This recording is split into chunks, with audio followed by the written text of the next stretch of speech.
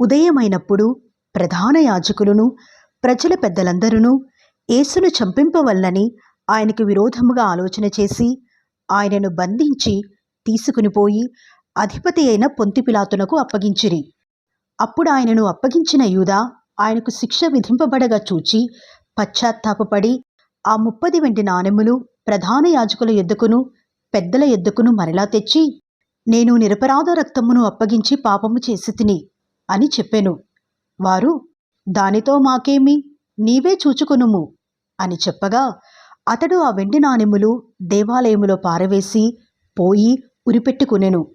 ప్రధాన యాజకులు ఆ వెండి నాణెములు తీసుకుని, ఇవి రక్తక్రయధనము గనుక వీటిని కానుక పెట్టెలో వేయతగదని చెప్పుకొనిరి. కాబట్టి వారు ఆలోచన చేసి వాటినిచ్చి పరదేశులను పాతిపెట్టుటకు కుమ్మరి వాని పొలము కొనిరి. అందువలన నేటి వరకు ఆ పొలము రక్తపు పొలమునబడుచున్నది. అప్పుడు విలువ కట్టబడిన వాని అనగా ఇశ్రాయేలీయులలో కొందరు విలువ కట్టిన వాని క్రయధనమైన 30 వెండి నాణెములు తీసుకుని, ప్రభువు నాకు నియమించిన ప్రకారము వాటిని కుమ్మరివాని పొలమునకిచ్చిరి అని ప్రవక్త అయిన ఇర్మియా ద్వారా చెప్పబడిన మాట నెరవేరెను. యేసు అధిపతి ఎదుట నిలిచెను. అప్పుడు అధిపతి, యూదుల రాజువు నీవేనా అని ఆయనను అడుగగా, యేసు అతని చూచి, నీవన్నట్టే అనెను. ప్రధాన యాజకులను పెద్దలను ఆయన మీద నేరము మోపినప్పుడు ఆయన ప్రత్యుత్తరమేమీ ఇయ్యలేదు. కాబట్టి పిలాతు, నీ మీద వీరెన్ని నేరములు మోపుచున్నారో నీవు వినలేదా అని ఆయనను అడిగెను. అయితే ఆయన ఒక మాటకైనను అతనికి ఉత్తరమియ్యలేదు గనుక అధిపతి మిక్కిలి ఆశ్చర్యపడెను. జనులు కోరుకునిన ఒక ఖైదీని పండుగలు విడుదల చేయుట అధిపతికి వాడుక. ఆ కాలమందు బరబ్బా అను ప్రసిద్ధుడైన ఒక ఖైదీ చెరసాలలో ఉండెను. కాబట్టి జనులు కూడి వచ్చినప్పుడు పిలాతు, నేనెవరిని విడుదల చేయవలనని మీరు కోరుచున్నారు, బరబ్బానా లేక క్రీస్తనబడిన యేసునా అని వారిని అడిగెను. ఏలయనగా వారు అసూయ చేత ఆయనను అప్పగించిరని అతడు ఎరిగియుండెను. అతడు న్యాయపీఠము మీద కూర్చుండి ఉన్నప్పుడు అతని భార్య, నీవు ఆ నీతిమంతుని జోలికి పోవద్దు, ఈ ప్రొద్దు ఆయనను గూర్చి నేను కలలో మిక్కిలి బాధపడితిని అని అతని యొద్దకు వర్తమానము పంపెను. ప్రధాన యాజకులను పెద్దలను బరబ్బను విడిపించుమని అడుగుటకును యేసును సంహరించుటకును జనసమూహములను ప్రేరేపించిరి.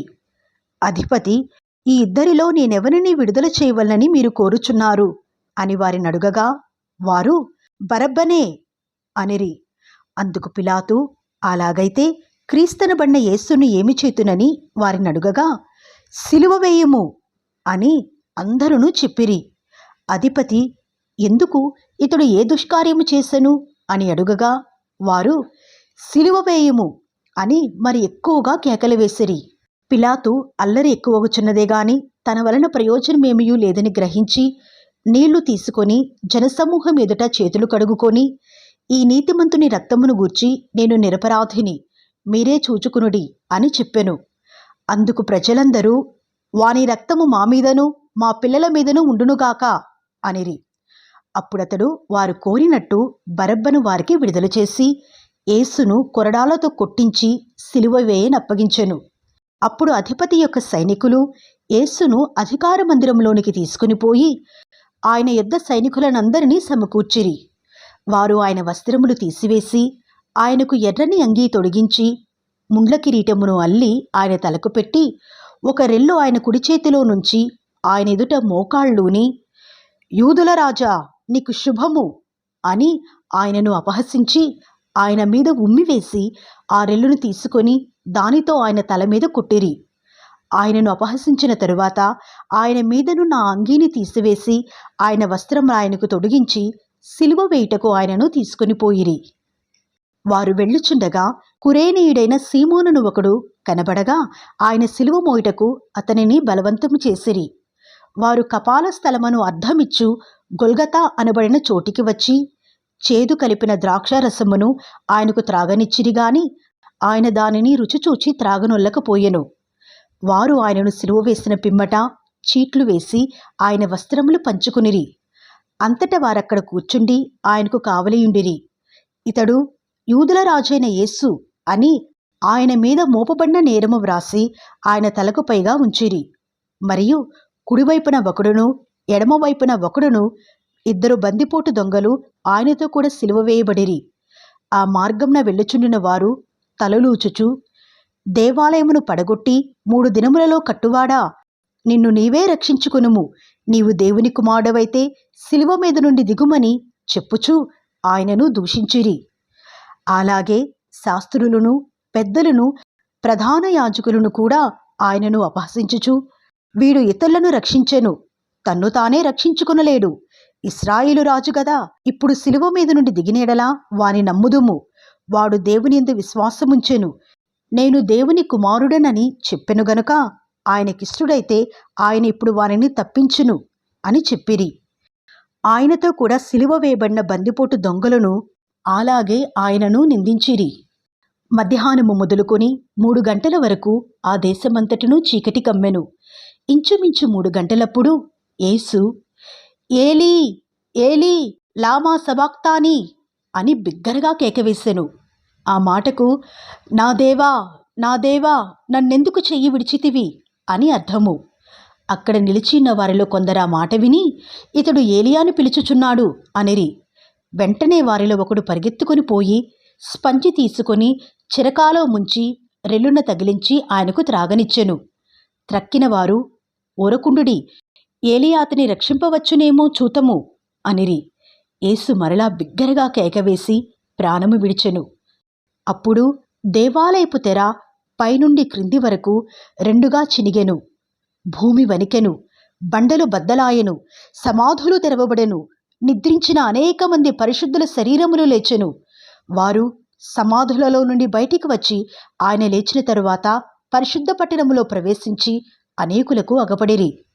శతాధిపతియు ఆయనతో కూడా యేసునకు కావలియున్నవారును భూకంపమును జరిగిన కార్యములన్నిటినీ చూచి మిక్కిలి భయపడి నిజముగా ఈయన దేవుని కుమారుడని చెప్పుకునిరి. యేసునకు ఉపచారము చేయుచు గలిలయ నుండి ఆయనను వెంబడించిన అనేక మంది స్త్రీలు అక్కడ దూరము నుండి చూచుచుండిరి. వారిలో మగ్దలేనే మరియయు, యాకోబు, యోసే అనువారి తల్లి అయిన మరియయు, జెబెదయి కుమారుల తల్లియు ఉండిరి. యేసు శిష్యుడుగానున్న అరిమతయి యోసేపు అను ఒక ధనవంతుడు సాయంకాలమైనప్పుడు వచ్చి పిలాతు నొద్దకు వెళ్ళి యేసు దేహమును తనకిమ్మని అడుగగా పిలాతు దానిని అతనికి అప్పగింపనాజ్ఞాపించెను. యోసేపు ఆ దేహమును తీసుకొని శుభ్రమైన నారబట్టతో చుట్టి తాను రాతిలో తొలిపించుకొనిన క్రొత్త సమాధిలో దానిని ఉంచి సమాధి ద్వారమునకు పెద్దరాయి పొర్లించి వెళ్ళిపోయెను. మగ్దలేని మరియయు వేరొక మరియయు అక్కడనే సమాధికి ఎదురుగా కూర్చుండియుండిరి. మరునాడు అనగా సిద్ధపరచు దినమునకు మరుసటి దినమున ప్రధాన యాజకులను పరిసయ్యులను పిలాతునొద్దకు కూడివచ్చి, అయ్యా, ఆ వంచకుడు సజీవుడై ఉండినప్పుడు 3 దినములైన తరువాత నేను లేచెదను అని చెప్పినది మాకు జ్ఞాపకమున్నది. కాబట్టి 3వ దినము వరకు సమాధిని భద్రము చెయ్యనాజ్ఞాపించుము. వాని శిష్యులు వచ్చి వానిని ఎత్తుకుని పోయి ఆయన మృతులలో నుండి లేచినని ప్రజలతో చెప్పుదురేమో. అప్పుడు మొదటి వంచన కంటే కడపటి వంచన మరి చెడ్డదయుండును అని చెప్పిరి. అందుకు పిలాతు, కావలివారున్నారు గదా, మీరు వెళ్ళి మీ చేతనైనంత మట్టుకు సమాధిని భద్రము చేయడని వారితో చెప్పెను. వారు వెళ్ళి కావలి వారిని కూడా ఉంచుకొని రాతికి ముద్ర వేసి సమాధిని భద్రము చేసిరి.